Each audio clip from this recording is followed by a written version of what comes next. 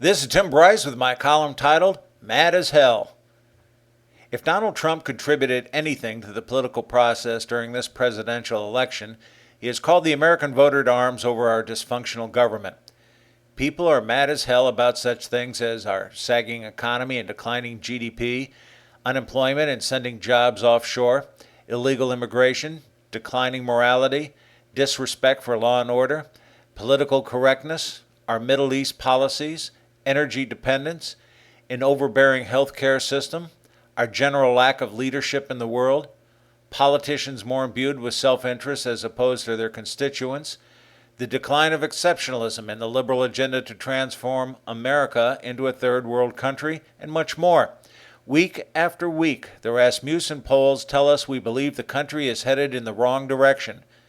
Congressional approval ratings are incredibly low, and the president's ratings haven't been above 50% since 2012. Voters are now expected to accept subservience to a bureaucratic government, a redistribution of wealth, to feel guilty about our religious faith, race, and sexual orientation, and burdened by oppressive laws and social mores.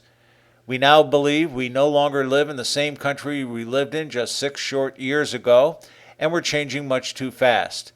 It seems what is right is wrong, and what is wrong is right. Our angst has gone well beyond being just irritated or perturbed, but blossomed into full anger. The fact Trump's campaign, someone not from the political world, rocketed to first place is indicative of the anger and mistrust of our politicians. It's beyond exasperating. It's transformative. Unlike the Civil War, which contested states' rights versus federal, now we are faced with a reformation of the fundamental American way of life, and people do not like it. The voters believe politicians are bought and sold to the highest bidder, and as such no longer represent the best interest of the people. It should come as no surprise they feel abused and taken for granted by politicians.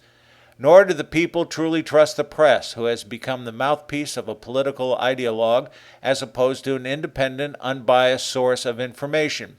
They too are bought and sold to the highest bidder. Americans are now at a boiling point. The political pundits and press are well aware of this wrath, but choose to do nothing as it makes for great ratings.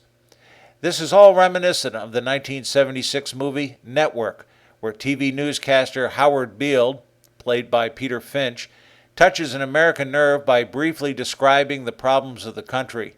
But not knowing precisely how to solve them, he says, "All I know is that first, you've got to get mad. You've got to say, I'm a human being. God damn it. My life has value." So, I want you to get up now. I want all of you to get up out of your chairs. I want you to get up right now and go to the window, open it, and stick your head out and yell, "I'm as mad as hell, and I'm not going to take this anymore!" In the movie, the producers of the show are surprised when they discover the public responds by doing just as Beale requests. If a newscaster today asked people to do the same thing, I'm confident people would respond with the same vocal frustration as expressed in the movie. It would be an interesting experiment to schedule a specific date and time where the nation would be asked to yell out their windows, "I'm as mad as hell, and I'm not going to take this anymore." The press, of course, wouldn't promote this concept as they prefer their control over the people, thereby making them impotent. They know full well that an aroused public is more inclined to become active and vote, thereby presenting a genuine threat to the status quo. Let's just hope we find a new Howard Beale well before the next election. Friends, keep the faith. This is Tim Bryce in Palm Harbor, Florida. Follow me on the internet at timbryce.com.